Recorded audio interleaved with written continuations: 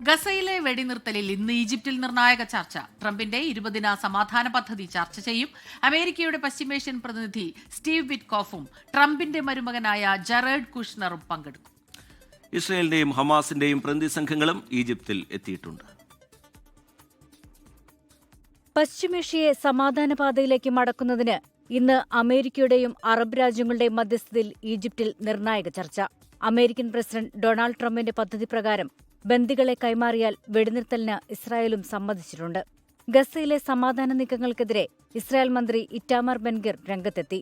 ബന്ദി കൈമാറ്റത്തിനു ശേഷം ഹമാസിനെ ഇല്ലാതാക്കണമെന്ന് ഇറ്റാമർ ബെൻഗിർ.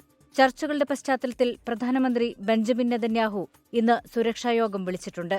ദോഹയിൽ ഇസ്രായേൽ വധിക്കാൻ ശ്രമിച്ച ഹമാസ് നേതാക്കളാണ് വെടിനിർത്തൽ ചർച്ചകളിൽ ഹമാസിനെ പ്രതിനിധീകരിക്കുക. ഗലീൽ അൽഹയ്യ ഉൾപ്പെടെയുള്ള ഹമാസ് നേതാക്കൾ കെയ്റോയിലെത്തി. അതിനിടെ ഗസയിൽ ഇസ്രായേൽ ആക്രമണങ്ങൾ തുടരുകയാണ്. 48 മണിക്കൂറിനുള്ളിൽ 131 ഇസ്രായേൽ ആക്രമണങ്ങൾ ഉണ്ടായതായി അധികൃതർ പറഞ്ഞു.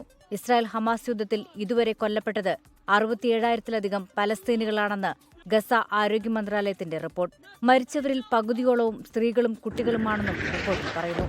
അതിനിടെ യുദ്ധത്തിന് നാളെ 2 വർഷം തികയും. International desk 24. ലോകത്തെവിടെയായാലും ഏത് സമയത്തും 24 വാർത്തകളും ഓഗ്മെന്റഡ് റിയാലിറ്റി പാക്കേജുകളും എക്സ്പ്ലെയിനറുകളും വിശദമായി കാണാൻ ഞങ്ങളുടെ യൂട്യൂബ് ചാനൽ നിങ്ങൾക്ക് സബ്സ്ക്രൈബ് ചെയ്യാം.